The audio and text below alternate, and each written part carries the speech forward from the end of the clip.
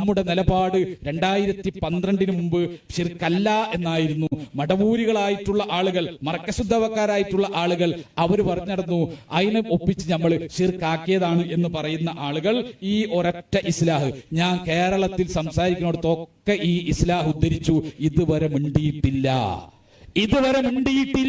ഈ Islah March 2007 Islah ആരാ? പത്രാധിപ സമിതി, ഹുസൈൻ സലഫി, ഫൈസൽ മുസ്ലിയാർ, ഇവർ രണ്ടുപേരും ആണ് പത്രാധിപ സമിതി. വേറെ ഉണ്ട്, ഞാനിപ്പോ അവരുടെ പ്രധാന നേതാക്കന്മാരായിട്ടുള്ള ആളുകളെ മാത്രമാണ് ഉദ്ധരിച്ചത്. ആരാ? ഹുസൈൻ സലഫി, ഫൈസൽ മുസ്ലിയാർ. വിസ്ഡത്തിന്റെ പണ്ഡിത സഭാംഗങ്ങൾ പത്രാധിപ സമിതിയായിട്ട് ഇറക്കിയ ഈ പറയുന്ന ഇസ്ലാഹിൽ മുജാഹിദ് പ്രസ്ഥാനത്തിന്റെ നിലപാട് പറയുന്നു. അതുകൂടി പറഞ്ഞ് ഞാൻ അവസാനിപ്പിക്കാം. അവിടെ അദ്ദേഹം MP ഖാദർ കരുവമ്പയിൽ എഴുതുകയാണ്. അദ്ദേഹം എഴുതുന്നു, മരണപ്പെട്ടവർക്ക് തങ്ങളെ സഹായിക്കാൻ കഴിയുമെന്ന് വിശ്വസിച്ചാൽ അത് ശിർക്ക് തന്നെ. മരണപ്പെട്ടവർക്ക് തങ്ങളെ സഹായിക്കാൻ പറ്റുമെന്ന് ഒരാൾ വിശ്വസിച്ചാൽ അത് ശിർക്ക് തന്നെ. കാരണം അത് സൃഷ്ടികളുടെ കഴിവിന് അതീതമായ കാര്യമാണ്.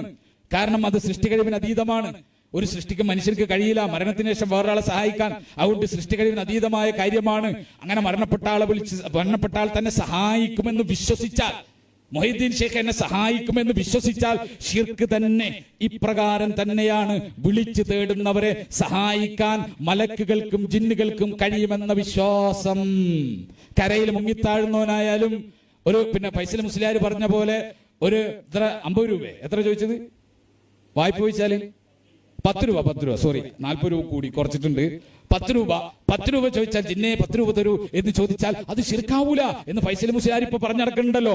ആ പറഞ്ഞതിനെതിരെ ഫൈസൽ മുസ്ലിയാരുടെ പത്രാധിപ സമിതിയിൽ എഴുതി, ഇപ്രകാരം തന്നെയാണ് വിളിച്ചു തേടുന്നവരെ സഹായിക്കാൻ മലക്കുകൾക്കും ജിന്നുകൾക്കും കഴിയുമെന്ന വിശ്വാസവും അവർക്ക് കഴിവില്ല.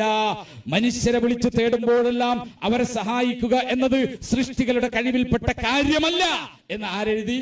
2007 മുജാഹിദ് പ്രസ്ഥാനത്തിന്റെ നിലപാട് ഹുസൈൻ സലഫി എഴുതി, അദ്ദേഹത്തിന്റെ പത്രാധിപ സമിതിയിൽ എഴുതി, ഫൈസൽ മുസ്ലിയാരുടെ പത്രാധിപ സമിതിയിൽ എഴുതി.